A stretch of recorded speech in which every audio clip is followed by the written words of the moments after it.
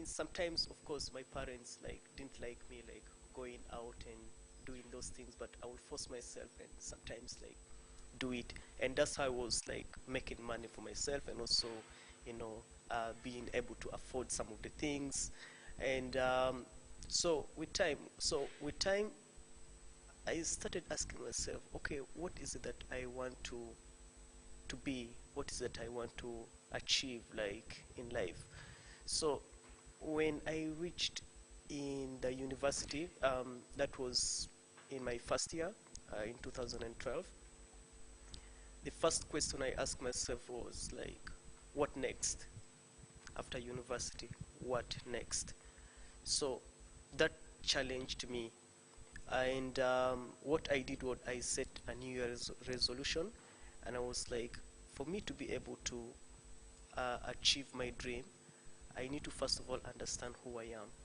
So I started to read books. I wrote in New resolution that every month I'll buy a book, so that by the end of the year I'll be able to have 12 books. So that means I also wanted to build like my own home library. So every month I'll buy a book, read it. I'll buy a book, read it. And I'll also download other books online and save them on my computer. So I kept reading, getting different information from different where, and I'm like, oh, okay. So what next now after reading? So I started volunteering with an organization called Firefox Mozilla, and so what we used to do is, since I was studying information system, what we used to do is we used to develop, you know, and contribute towards the development of the browser. And then in the process, there are so many different projects that came up. So there was like Thimble. Thimble, we used to now go to high schools and teach the high school kids on how to code. Now, from there, I graduated and started I joined the software business incubation. Now, in the software business incubation, you develop mobile apps, and the mobile apps we are solving like real problems, you know, in the community. But by that time, you know, mobile technology, it hadn't taken like real whatever. So I'm like, oh, okay. Now I kept on discovering myself. Then I joined Global Business Labs. So when I joined Global Business Lab, I was also volunteering. I worked with them for some period of time. And so Global Business Lab, for it was focused on, you know, developing entrepreneurship. So I'm like, oh, I think now it's time. Now I've gotten this experience, I've gotten these skills. Now it's time for me to start my own company. Now, first year, second semester, that's when I started my company. It was called Upcom Incubation. And what it does was offers graphic design. And one of my first client was actually my college, because I figured out that, yeah, these guys always organize events, but they need posters, they need to they need to print posters, they need to pin them, they need to. So I went and pitched my business to them because my company was already registered. I pitched them, so I got my first business and I made money out of it. Like, wow, okay, this thing is real. So from that time, I never looked at myself going to the employment world, and I was like, okay, I think some after campus, I should be able to start an incubation that could actually also help, you know, the university students to, you know, be able to borrow the leave from me to also start their own company, but not think of the employment world, because I have never seen myself writing a CV or applying for a job. I always want to, you know, start something on my own and create impact in the what, in the community. And reading is key. I think I have now over 500 books in my room, and that I accumulated in the 5 years. Yes, I have read. Yeah, and I have, and on my old computer, I also have like about thousands of e-books. Yeah, Okay. yeah. That is Ochaya, that is history, and of course, one thing that probably you, the viewer watching, especially the youth, should pick from what Ochaya just said is that really we should think about self-employment. Yes, Ochaya, and talking about self-employment, you are a co-founder of Startup Africa. Give us a brief background of Startup Africa. Yeah, you know, 20 million jobs are needed in Africa every year, but the existing company cannot employ all. So what next? So the only thing is, starting a business. That is key, and that's the only way you can be able to employ yourself and be able to make money. So at Startup Africa, we are a German-Uganda not-for-profit organization. We run university academies in different universities where we offer practical entrepreneur skills. We want students to start business in line with their passion, because we figured out that something you do out of passion is, you love it, and you can spend all your time, even if it means waking up in the middle of the night or spending sleepless night. You know that you are doing something that you love and you want to achieve it because you have a dream, a vision that you're looking at towards living. So we run these academies in different universities. We are found in Makerere, we are found in UCU, we are found in Chiambogo, and we are also found in UMU, and we're also expanding to, so we're coming to other universities as well. So why we're doing this is we want students to start business when they're young. It's possible. You don't need, you need, there's that narrative that you need money, you need capital to start what? To start business. But sometimes when you join our academy, you don't need that capital. You'll figure out that, okay, actually, it's not all about money, but it's about first looking at yourself. Okay. Now, Kelvin, tell us, this is something very, very interesting. Of course, coming up with your own company, and also, trying to impact other people's lives. So, tell us, what are the core objectives when you were starting this company? What was running in your mind? Why did you start it? Yeah. So, startup was started by the two, that is Laura and Matthias, and they're from German. So when they approached me, since we had the same vision, so we combined and joined hands together and started to run this program. And currently we are, since we already exist in the other universities, so we also want to push into other universities as well. So currently, like Laura is moving in the different universities and trying to sign MOUs with the university so that the program can also start there. Yeah. Okay. The other thing that actually we see here is you're like complementing what the government is already doing, and that is, encouraging the youth to, to not be job seekers but job creators. Now, this company, Startup Africa, tell us who are the people that you bring in here? Are they just the youth? And what are they doing so far? What is it that you're doing here? Yeah, so we are focused on students who have that entrepreneurial spirit. What do I mean? Students who want to start their own business, not just come to the university, finish university, then the next thing, oh, now I need to go and start applying, to get for jobs. No, we don't entertain those ones in the academy. We want those ones who want to, yes, we want the serious ones who wants to start their own company, employ themselves, and also employ others. Yeah. Okay, that's good. There is something that you had earlier on talked about. I think that was a pitch event. Tell us what is this? What do you mean by that? And what do you do with this pitch event? Yeah. So the pitch event is one of our segment which we actually use to expose, the startups, the business that have been developed in the academy to be known to the general public.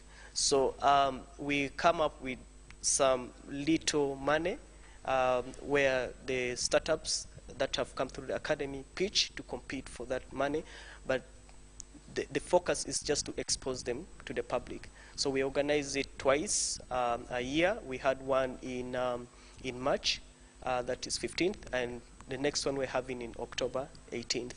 Yeah, so basically is the startups to be able to pitch their idea. And when you pitch, we first prepare you before pitching. So you will have that, the skills and the experience to be able to pitch to investors.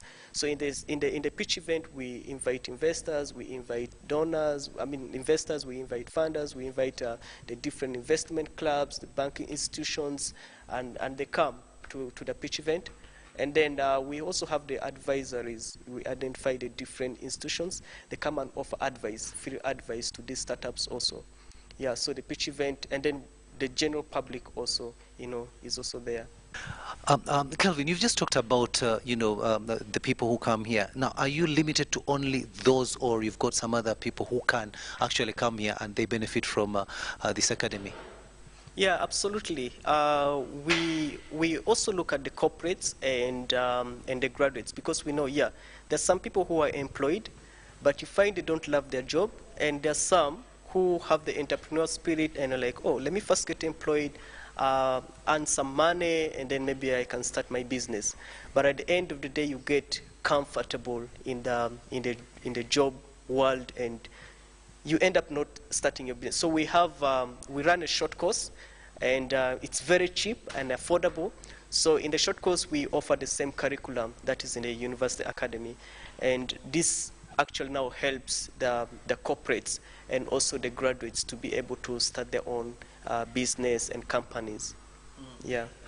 Do you have any government support, or you're doing it entirely on your own? We do not have any government support. We are doing it entirely our own. For example, we managed to run a crowdfunding. That's my colleagues from Germany. They ran a crowdfunding, and we got some money, and that's what we are using right now. It's little money, which we're using right now, but we're calling upon the government and also other institutions outside there who are trying to fight youth unemployment to come and support us and make sure that this program continues to exist and create impact and be able to make youths to start business, create job for themselves, and live a good life, but not go out there and riot, and that's not the good thing I will advise, because one of the parliamentaries actually from UK asked him, what is it good for a young person to go to politics, and he told me it's very wrong. It's suicidal. What a young person should do is, first of all, go to the community, identify what the community problem is, come up with a solution, commercialize it, make money out of it. Then with time, when it grows a company, now you have made money. That means you have now understood the community problem. Then now you can join politics to go and solve those problems, but not make money. Because nowadays young people think the best way of getting rich is joining politics, which is not right. When you join politics, you're going to actually serve the community. You're going to defend, the community and talk about their interests. Yeah, absolutely. Yeah.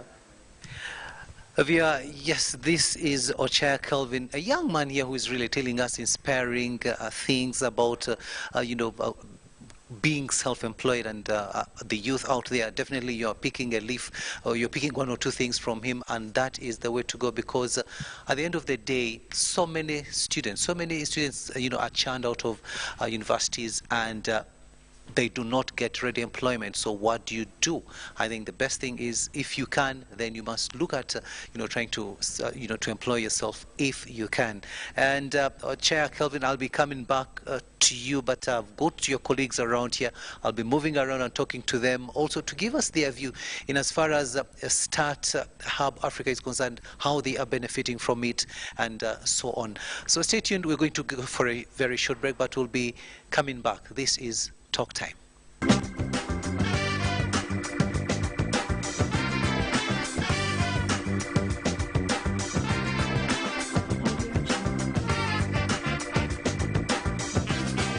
Activate Airtel Money today and enjoy convenience on payments for all utility bills. That's right, you can pay all your bills from the comfort of your home at any time of the day. To pay your water bills conveniently, dial *185#, select 4, pay bill, select 2, water, select 1, pay NWSC, enter National Water customer number, select area, enter the amount, and enter PIN to complete the payment. Yes, pay all your utility bills conveniently today only using Airtel Money. Airtel Money, simple, instant, secure. Airtel, the smartphone network. Does heartburn stop you from eating the things you love? Eating too fast, alcohol or spicy food can trigger acidity, heartburn, indigestion or flatulence. Your best bet is Bettercool. Bettercool works fast to relieve acidity, heartburn and indigestion. Trust Bettercool. Enjoy life. If symptoms persist, seek medical advice.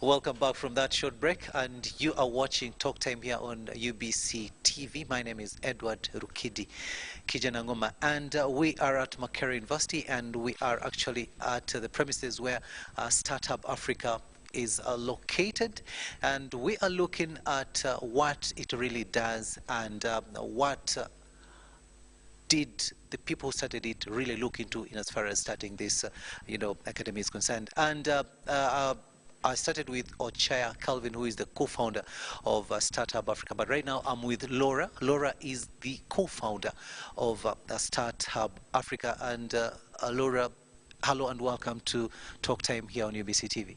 Thank you very much.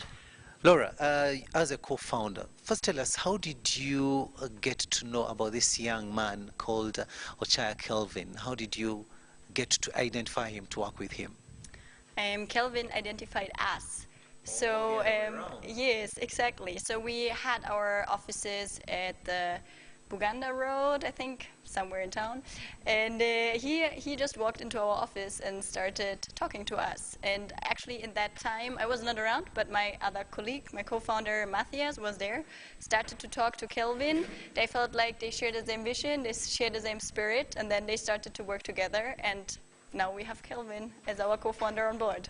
Very interesting to see, Laura, you're from Germany, yes, but you are here, and you definitely found an opportunity and said, let me grasp this one. But other people, probably those who are watching right now, might actually feel different. They don't see these opportunities.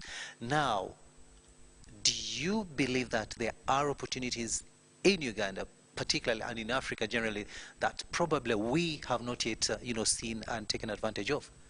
Absolutely. I mean, that's why we are here.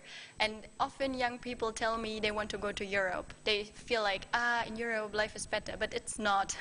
And I feel like here in Uganda, especially in Uganda, there are so many opportunities. And I mean, the very obvious things. Here's an avocado tree in front of our house. We can just pluck them and eat them. In Germany, you pay like $5 for an avocado.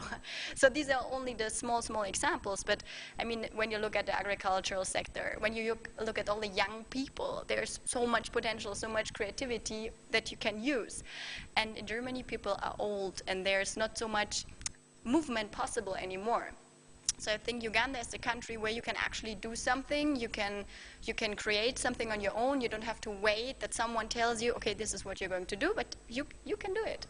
And I think that's amazing, and that's why I'm here, and why I love to work with young people here to actually make use of all these potential just lying around. Sometimes it feels like that, yeah. And we do hope that you don't go back to Germany, you stay around. But Laura, of course, that's very interesting. Yes, the opportunities are there, but we really, as you say, young people, you just have to, keep pushing them so that they can grasp these opportunities. But now, tell us, how has the journey been so far, and as far as, Startup Africa is concerned? I would say it's up and down. There are many highlights. Yes, exactly. I think when we started in 2017, and I mean, it was very exciting. We went to Uganda the first time. We made our first connections. People were very open, very welcoming, and so on. But then when you start, you figure out there are many challenges as well. Some processes take a lot of time. In Germany, we use things are like that. Okay, you come here in Uganda and it's completely different. I mean, we work together with universities. Universities have their specific structures they need to follow, their guidelines, a lot of bureaucracy. And for us in the beginning, we felt like, why? Why is this taking all so long? So these were, I think, in the beginning, really important or difficult for us to get used to the different pace and how things are done. And then we started with the first universities, and that was, I think, the first really great success, because we saw it's actually working. Students in a very short time, they come up with really nice ideas, they feel confident, they really get the belief in themselves, yeah, I can actually do something. Teachers were really excited, they gave us very good feedback. This is actually practical education, not what they used to teach, not the normal theory, but a new teaching methodology for them as well, and we felt encouraged and like, yeah, okay, this is something we should move on. Then at some point, I mean, financial issues become a challenge. We're a non-profit organization. Somehow we need to make money to make a living at least. So we are very young. So many people are like, okay, why should we give you money? How can we be sure that you're actually doing something, that is relevant? So we put, I think, all our savings together, asking our families, our friends. We did a crowdfunding campaign in Germany last year, and that was not fun, but in the end it worked out, because you ask people all the time, please support us, it's something great. And yeah, so there was, I mean, a good learning, but not easy.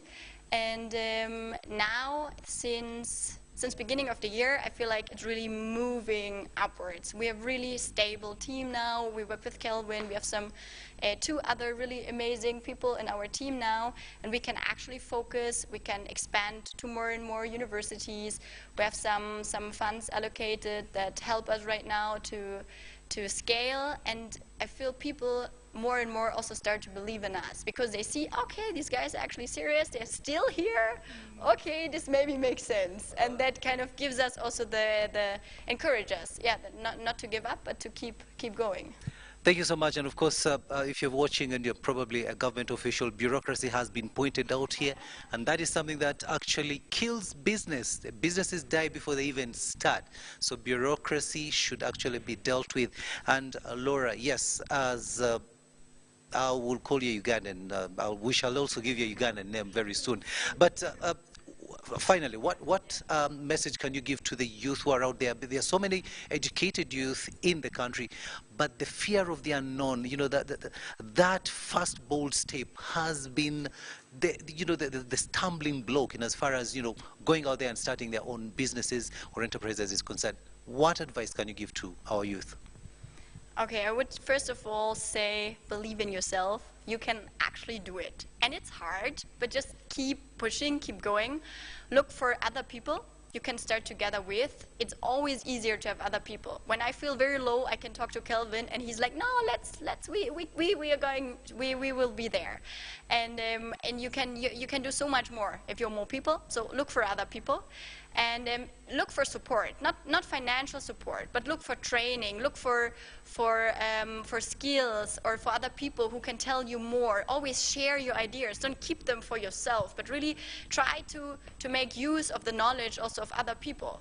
And come to Startup Africa, and we will train you and support you on the journey. But I think really the most important thing for me is believe in yourself, look for other people, and seek for training, and start. Just start somehow, even if you start super little with 10,000 Ugandan shilling. That's a start. But don't just wait and dream and hope that someone will come and help you, but do it yourself, because you can do it. Laura, that is very, very good advice, and I do hope that the youth watching have taken that advice seriously, and you'll really, think about it and also start something. Do not fear. The fear of the unknown, yes, it is there, but just take that bold step and start something if you can. And do not think or wait for big money. Just some little money can start you up, and then you end up being this multi-billionaire that you never even thought you would be. And of course, we continue with Talk Time, and I'll be talking to a few other individuals who have started up something, and they have actually benefited from Startup Africa. This is Talk Time. 333. What's up with number 3? It's 3 at Airtel and not 4 anymore. It's 3 shillings per second across all networks in Uganda. Make calls from Airtel to all networks at 3 shillings per second. Get to talk to anyone on any network anytime at 3 shillings per second. Ha ha! Tuanzi Saze! Airtel, the smartphone network. Airtel is regulated by Uganda Communications Commission.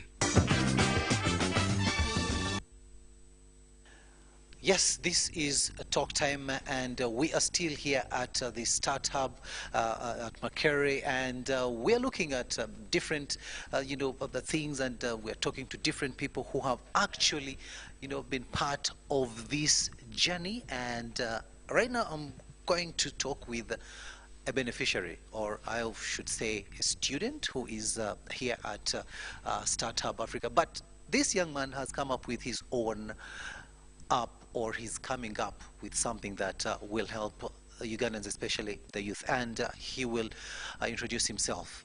Good evening and welcome to Talk Time here on UBC TV. Good evening. Yes, you are. I'm Edgar Kasiri. Kasiri, tell us what your app is called. We are developing an application. It's called Yambala, like the Luganda word Yambala. Dress. Yeah, dress up. Okay. What will it be all about? What Yambala is going to be about is for the basic functions. It has two basic functions. One, it's going to be an online selling platform where you can put up things to sell. But most importantly, or the most important new thing is, it's going to also have a platform where you can send things to. For example, I'm looking for a shoe, I'm looking for a shirt, and I don't know where to find it, but I like this shirt. I've seen it on Instagram. So you send to the guys who are in town, and they look for that shoe just before, even if it's not on the platform. So basically. Okay, what inspired you? Because we've seen some other, people doing this kind of business. What inspired you as a young man to really think about this? Did you see there was a gap and you wanted to fill it? The story of Yambala is, very long and short at the same time. My parents have a shop in downtown Kampala where we do sell shoes and mainly men's shoes. So of course I've been working there all this time. From school you go there, and so you keep noticing what's happening.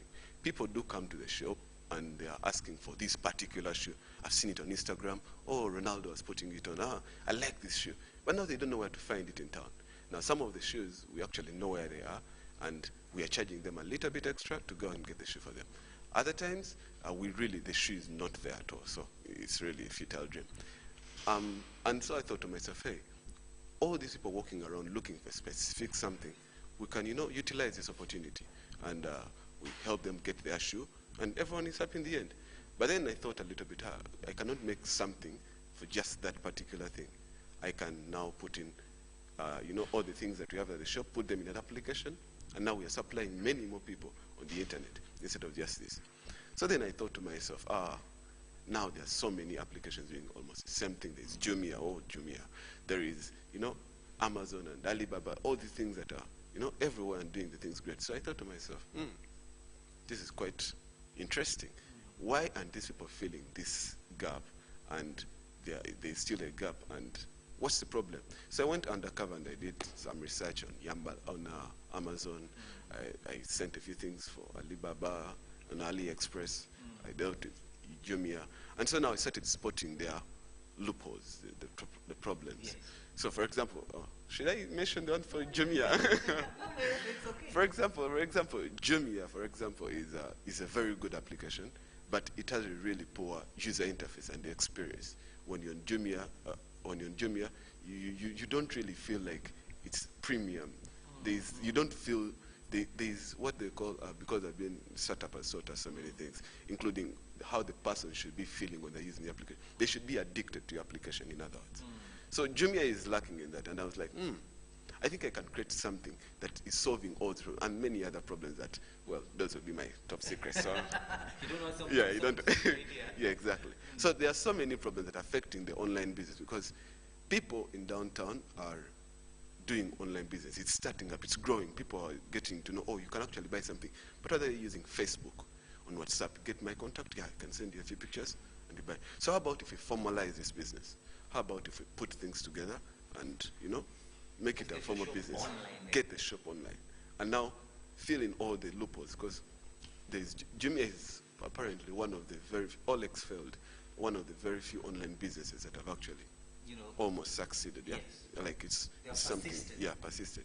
So we want to do something that is filling all the loopholes, and it's going to be long term. Okay, you are a very, very young man. Probably you're not even 22. But what would you advise? Because what kind of advice would you give your age mates who are out there but indulging in other things that actually are not helping them, but they're just, killing themselves? Actually, those are some who are indulging in, drinking. Others are smoking, opium. What can you tell them? Well, of course, they're wasting their lives, and they need to realize that it's not going to be like that forever. For example, one of the reasons why I actually decided to start on Nyambala, I'm in first year at Makerere University. We are going into second year. So I told myself, hey, wait, we are in a unique position right now. Because after campus, everyone is going to start expecting, what's next, You're done, so you're moving on. What's next? Get a job, something. So you realize that the only, so you realize the only time you have is actually now. Because before you were in boarding school and you cannot do anything in boarding school. So now you're at campus and everyone is saying, you know what, you'll do this after campus. Look, business, okay, you're still studying, do this after campus. No, I thought to myself, after campus, the pressure is going to be on you. You'll have to leave your father's house, you have to get a job, well, maybe your girlfriend is getting something. So the pressure they're getting on. Right now is the only time you have where no one is putting you on pressure. And at the same time, you have the opportunity to set up a business.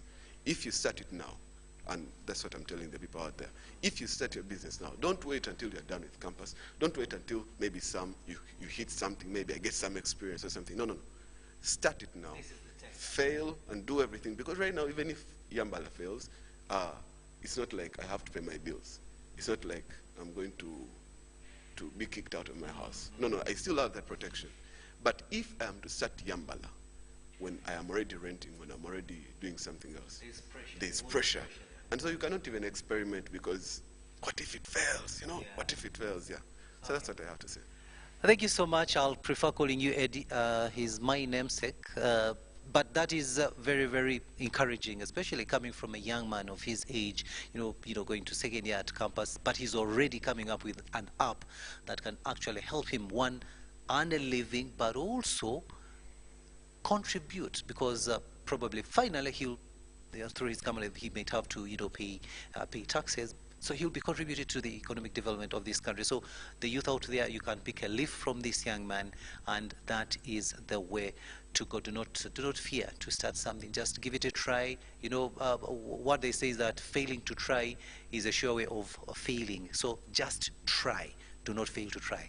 We are still looking around for some other people here at Startup Africa. We'll be talking to them and to see what they really feel they should be doing as far as self-employment is concerned, and also doing away with this notion of we must always look for jobs and not create our own jobs. This is Talk Time.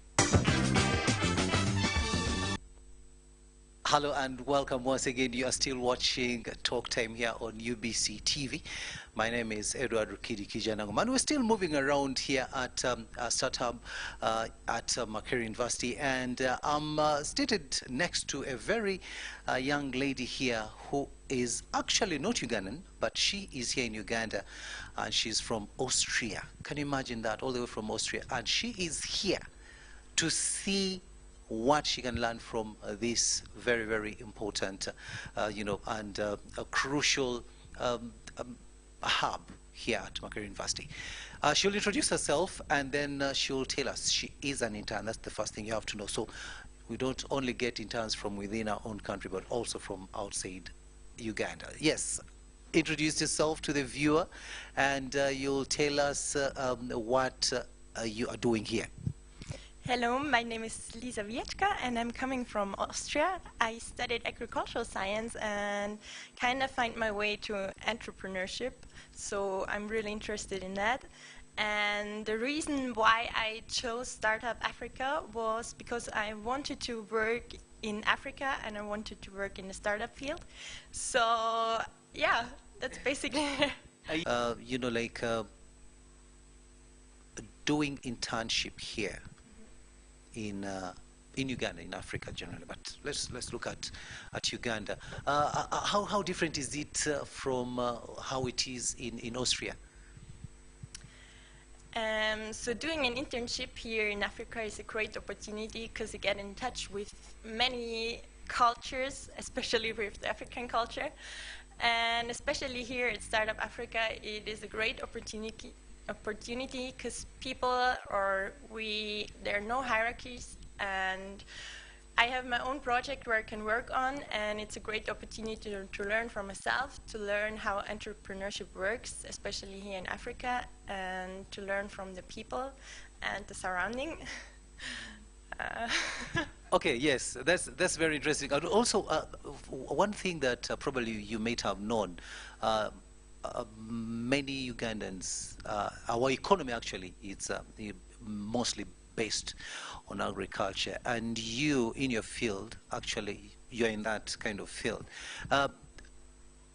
How do you think you can help, Ugandans, especially the youth, to embrace agriculture and do it in a way that can actually benefit them? So my project right now is to set up a YouTube channel which is about entrepreneurship. The reason is that we found out that people want to see more videos, they want to have a practical experience, and therefore we came up with the solution to create videos on a YouTube channel which all is about entrepreneurship. I'm currently interviewing a lot of different startups here in Uganda and also Rwanda, and all of them are very interesting. They are young entrepreneurs, very energetic, and last week I went to Kiafe Coffee.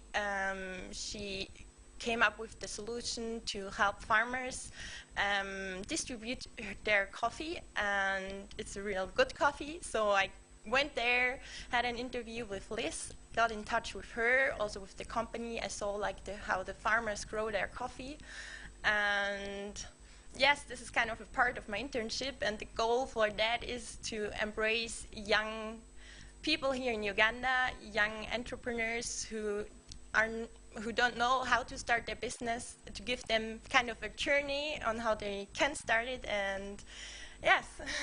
And on a later note, have you visited, the countryside?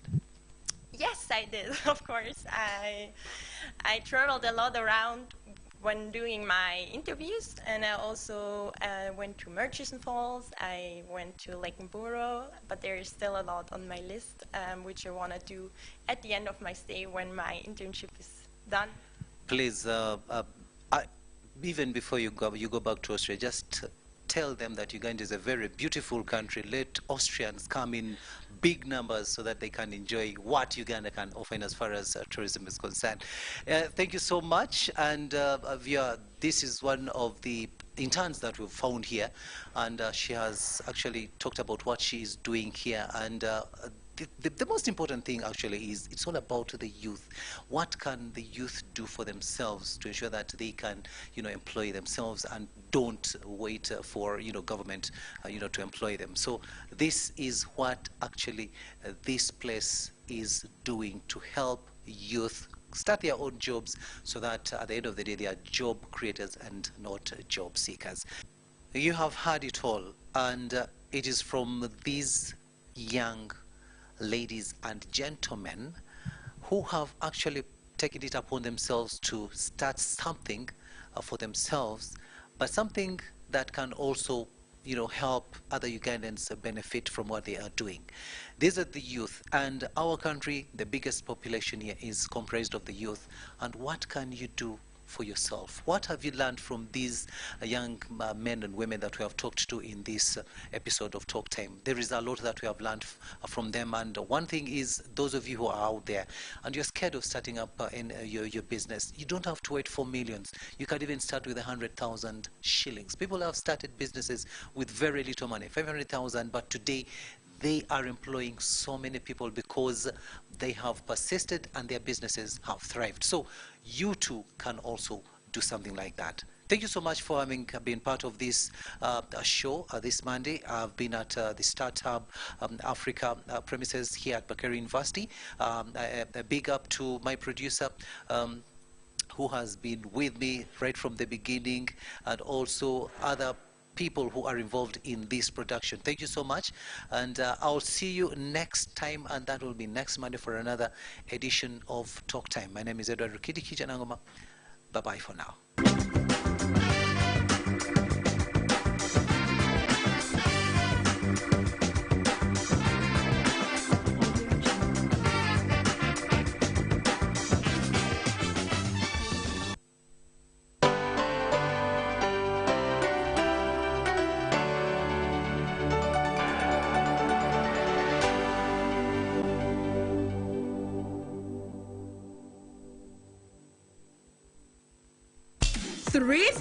Three. What's up with number 3? It's 3 at Airtel and not 4 anymore. It's 3 shillings per second across all networks in Uganda. Make calls from Airtel to all networks at 3 shillings per second. Get to talk to anyone on any network anytime at 3 shillings per second. Ha ha! Airtel, the smartphone network. Airtel is regulated by Uganda Communications Commission.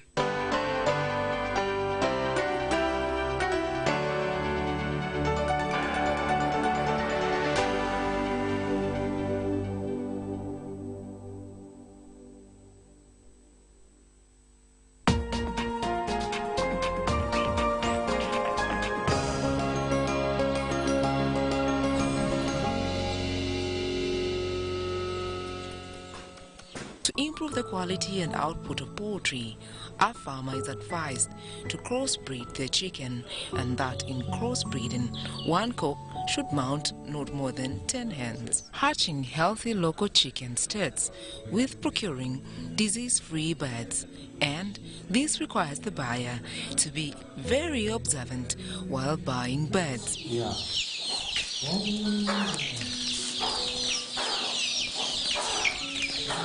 So that pot, I put charcoal in it. I put charcoal in it, then I put fire. It lights itself, and then it becomes warm. Then I also use hurricane lamp. Droppings are rich in nutrients, can be used for composite making, pond fertilizing, and as feed for livestock.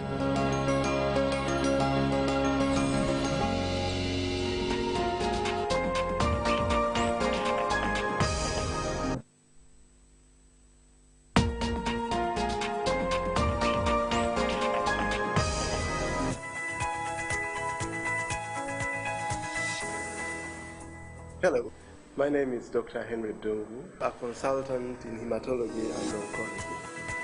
Health promotion and disease prevention programs focus on keeping people healthy.